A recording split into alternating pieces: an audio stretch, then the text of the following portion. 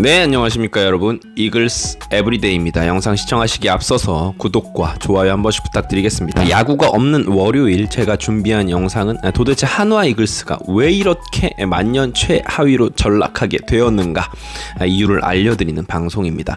자, 한화 이글스가 창단한 이후에 거의 곧바로죠.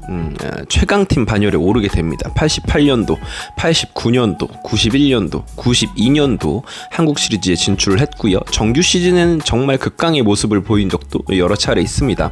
물론 이제 한국 시리즈에 갔을 때 번번이 해태 타이거즈에 막혀서 우승은 좌절되기는 했었지만 그때 당시에 그 누구도 한화 이글스를, 빙그레 이글스를 뭐 약체팀이다라고 폄하했던 사람은 없었거든요.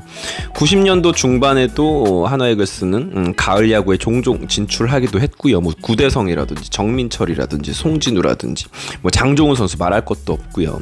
불세출의 슈퍼스타들을 배출하면서 강호의 이미지를 굳혀갔고 99년도에 급기야 한국 시리즈 우승이라는 대업을 달성하게 되었습니다.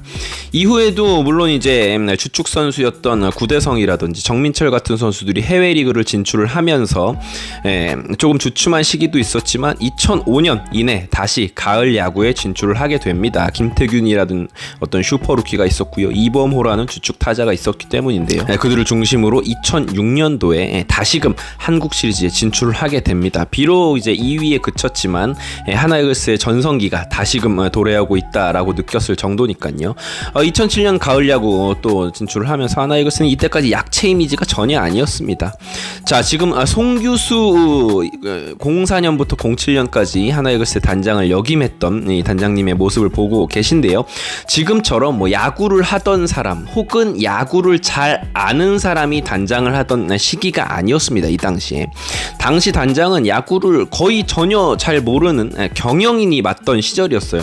바꿔 말하자면 경영인들 중에 야구를 그나마 조금 아는 사람들이 맡았다라고도 할 수 있을 것 같네요. 역사적으로 봐도 삼성 라이온즈라든지 뭐 해태 타이거즈, 지금 기아 타이거즈지만 그리고 두산 베어스 등에 이어서 뭐 중상위권의 팀으로서 굉장히 역사 깊은 팀, 그리고 언제든지 가을 야구를 다시금 나갈 수 있는 저력 있는 팀이었던 한화 이글스에 갑자기 이상한 정말로 어이없는 드래프트가 시작이 되게 됩니다. 2004년도 드래프트부터 이야기해야 될 것 같은데요. 2004년에 2차 1라운드 이제 우리가 송창식 선수를 지명했던 드래프트인데요. 이때 이제 아쉬웠던 거는 윤희상이라든지 윤성환 선수 같은 좋은 선수들을 거르고 송창식 선수를 지명하기도 했었고요.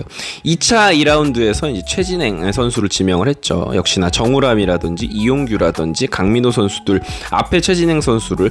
근데 이런 드래프트에서의 결과는 사실 결과론이에요. 그렇다 보니까 뭐 드래프트에서 이 다음 순번에 뽑힌 선수들이 더 잘했다고 해서 그걸 비난하기는 힘든데 진짜 문제는 따로 있었습니다. 무엇이냐면 총 9라운드의 지명 기회 중에 5장밖에 사용을 안 합니다. 즉 6라운드부터는 지명을 아예 하지를 않아요. 물론 이제 하위 라운드에서 지명을 포기하는 팀들이 덜어 있기는 했는데 그건 이제 한두 명 안 뽑았거든요. 즉 이제 총 9라운드 중에 한 8라운드, 9라운드 정도를 안 뽑는 경우는 있었지만 한화 이글스처럼 아예 4라운드까지밖에 5라운드까지밖에 지명을 안 하고 6라운드부터는 선수들을 아예 지명을 안 했습니다. 이후에 뽑힌 선수들 보면 뭐 전준우라든지 김진성 선수 같은 선수들이 있거든요. 그러니까 하위 라운드에서 어떤 원석들을 뽑을 생각조차 하지 않았던 거죠. 이게 뭐 인건비 절감해서 이랬던 건지 진짜 아예 뭐 운영의 의지 자체가 없었던 건지 모르겠지만 말이죠. 2005년에는 한술 더 뜹니다. 이 드래프트에서는 2차 드래프트 총 9라운드 중에 4라운드까지만 지명을 합니다. 총 9명을 뽑을 수 있는 드래프트에서 4명밖에 뽑지 않습니다. 자, 이쯤에서는 이제 한화 이글스 팬들은 조금 분노해야죠. 지금 같았으면 트럭이 아닙니다. 이건 거의 회사 앞에 진짜 폭탄 테러가 일어나도 물론 그러면 안 되겠지만 그럴 수 있다라는 생각이 들 정도로 지금 진짜 이런 인터넷 문화가 발달이 돼 있었으면, 활성화가 돼 있었으면 정말 난리 났을 일입니다. 무려 5장의 지명권을 포기해서 놓친 선수가 보자면 그냥 딱 봐도 조금 네임드 있는 선수가 박정배, 뭐 이복은 이런 선수들이 있었고, 그런 하위 라운드 이글스 선수들을 잘 육성해서 키우면 아무래도 선수 뎁스가 지금 뭐 하나 이글스가 부족하다라고 이야기했는데 그냥 못하는 선수가 많은 것도 아니고 뽑지를 않았어요. 신인들을 뽑지를 않았습니다. 이게 지금 말이 되는 상황인지 이게 벌써 20년 가까이 된 과거임에도 불구하고 저는 아직까지도 피가 거꾸로 솟는 일이에요. 아까도 말씀드렸지만 뭐 이렇게 하위 라운드 신인들 뽑아봤자 최저임금 최소 연봉 주는 건데 이게 진짜 인건비 절약을 하려 했던 건지 지금 와서 당사자들에게 물어보고 싶어도 뭐 지금 당사자들은 사실상 야구에 관심들이 더 없어진 상황이기 때문에 진짜 보는 팬들만 어떻게 보면 고통당하는 상황이다라고 할 수 있을 것 같습니다. 자, 08년도 이제 윤정화 단장이 취임이 되는데요. 역시나 이제 부단장 출신이에요. 그러니까 그 밥에 그 나물이다라고 할 수 있을 것 같고요. 잘 나가다가 갑자기 또 08년도 드래프트에서 5명만 지명을 합니다. 이후에 조금 놓친 선수 중에 아쉬운 선수 뭐 박세혁 선수 정도 있는데 누차 말씀드리지만 이후 지명된 선수 중에 잘된 선수가 있느냐 마느냐는 사실 그렇게 중요한 게 아닙니다. 어떤 팀의 의지의 문제거든요. 드래프트를 했는데 뭐 4명을 아예 포기를 해버린다? 이거는 타 팀과 비교해보면 누적된 수치 우리가 뽑지 못한 선수들의 풀만 보면 거의 10명에서 20명 정도 없이 야구단을 이제 운영을 했다라는 이야기니까요. 정말 답이 안 나오는 거죠. 09년도에도 또 6명을 지명을 하게 됩니다. 진짜 이거는 뭐 장난을 한 것 아닌가라는 생각이 들 정도고 제가 생각할 때는 이렇습니다. 사실 야구단이 이렇게 운영해도 지금처럼 뭐 최하위를 했던 경험들이 없었기 때문에 그리고 그때 당시에 이제 뭐 류현진 선수 같은 좋은 슈퍼스타들이 있었기 때문에 굉장히 방만한 운영을 했다라고 저는 생각을 합니다. 자, 2010년도 드디어 지역 우선 지명 제도가 폐지가 됩니다. 지금처럼 말이죠. 그래서 전면 드래프트가 시행이 되는데요. 즉 이제 연고지 상관없이 전국에서 가장 잘하는 선수를 꼴찌팀이 뽑을 수 있는 상황이 됐는데 그래서 2011년도 드래프트에 그 유명한 우리가 전체 1번 지명으로 유창식 선수를 지명을 하게 되죠.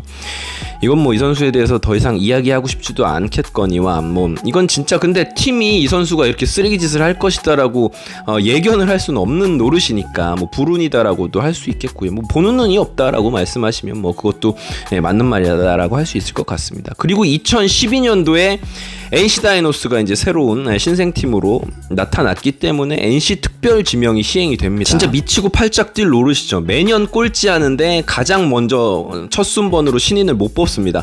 전체 드래프트 직전에 2명을 NC가 선지명을 해요. 그래서 이민호 선수 같은 선수들이 뽑혔고요.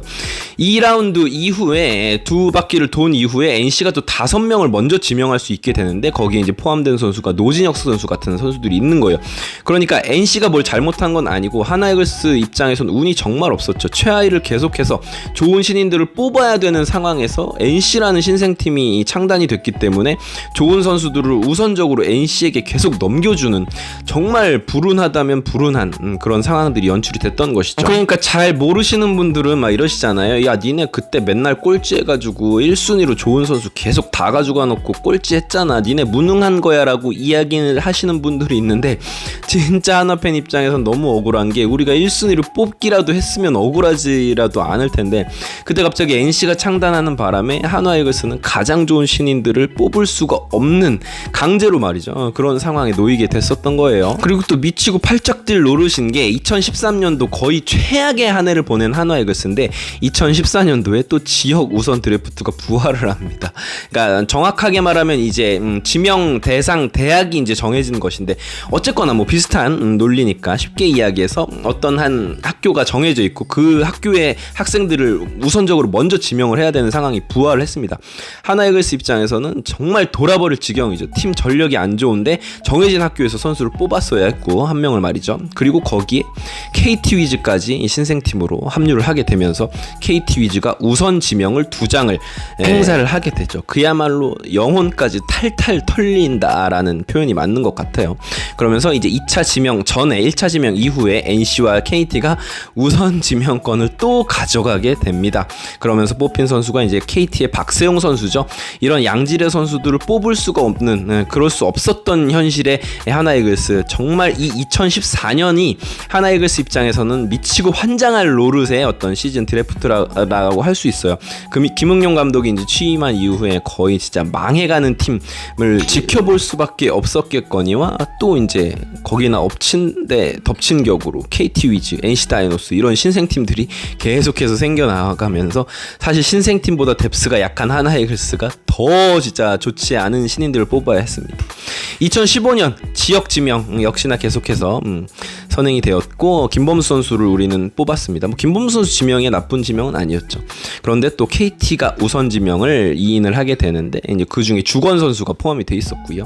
그리고 2차 지명 직전에 NC와 KT 또 다시 우선 지명권을 가져가게 됐는데 그 중에 이제 KT가 엄상백 선수를 가져가게 됐죠.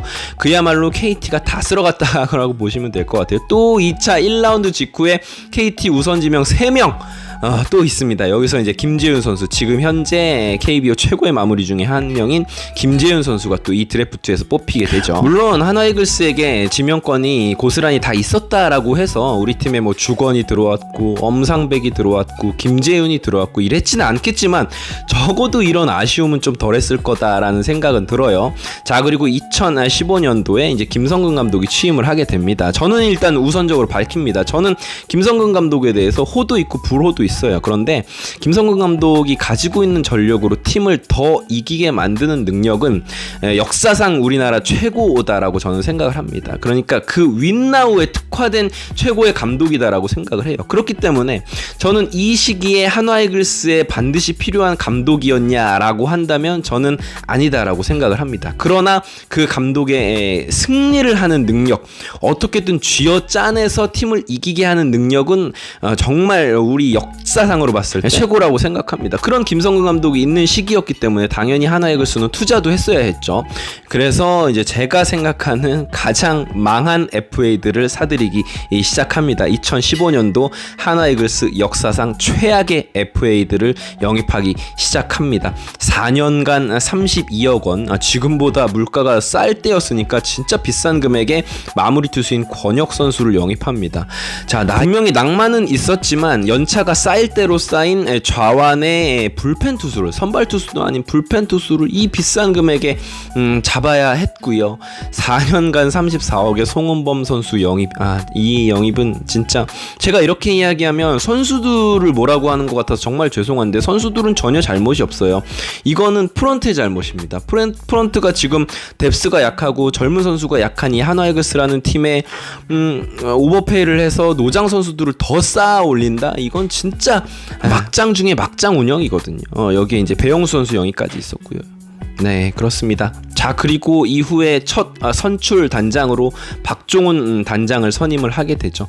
박종훈 단장이 오자마자 가장 먼저 한 일은 사실 김성근 감독과의 이별이죠.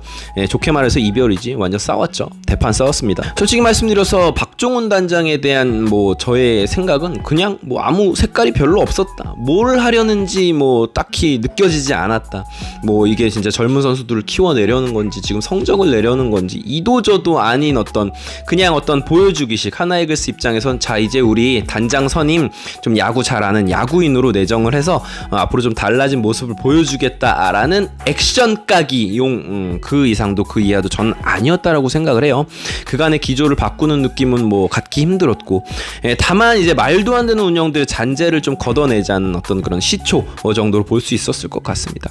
자, 하나 이글스의 역사를 아주 짤막하게 한번 해보자면 찬란했던 강호로서의 모습이 있었고요. 그 영광에 머물러서 드래프트를 등한시했던 방만했던 2000년대 중후반, 사실 이때가 저는 정말 컸다고 생각해요. 2004년, 2005년, 2008년, 2009년 드래프트를 해야죠. 해야 선수를 뽑아서 뭘 할 생각을 해야 되는데 좀 성적 좀 난다고 드래프트를 안 하고 그 정말 그 알바들 쳐내듯이 인건비 줄인다고 혹은 뭐 다른 이유가 있었겠지만 하위 라운드 드래프트를 뽑지 않은 모습, 정말 이거는 제가 하나를 응원하지만 쓰레기 같은 운영이었다라고 생각을 하고요. 신생팀들의 출연, 이거는 이제 제도에 치여서 운이 없었던 거죠. 최하위 시절에 좋은 픽을 얻지 못했던 2010년대 중반 초반, 그리고 주먹구구식 임명 그리고 FA 영입에 헛돈을 너무 많이 썼다라는 부분. 그러다 보니까 이제 구단도 이후에 지갑을 닫게 되는 악영향 이어지게 된 것이었죠. 그나마 다행인 건 2019년도 이후에 분명히 이제 시스템을 갖춰가려고 노력을 하는 모습이 보인다라는 거예요. 신인급 선수들의 어떤 육성 기조 키트를 마련했죠. 2018년에 이제 서산 경기장뿐만 아니라 육성군들이 이제 재활하고 훈련할 수 있는 그런 연습장이 잘 이제 구비가 되면서 젊은 선수들을 키워내는 것이 얼마나 중요한지에 대한 자각을 하게 됐습니다. 물론 늦었죠. 많이 늦었습니다. 타 팀에 비해서.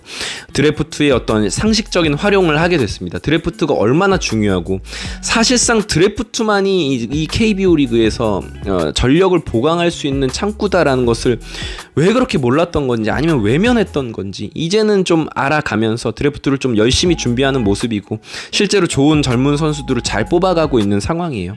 합리적으로 FA를 영입하려고 하고 있고요. 언제 돈을 써야 되는 타이밍인지도 잘 조금 해나간다라는 저는 판단을 하고 있습니다. 좀 전에도 말씀드렸지만 많이 늦었어요. 조금 늦었지만 적어도 과거에 오만방자했던 그 과오들을 답습하지 않고 최근에 보여주고 있는 행보들을 좀 꾸준히, 이거 되게 오래 걸리거든요. 왜냐면 지금 15년 동안 팀을 망쳐놨기 때문에 재건하는데 지금 한두 해 걸리는 일이 아닙니다. 근데 그 일을 지금 하고 있는 상황이에요.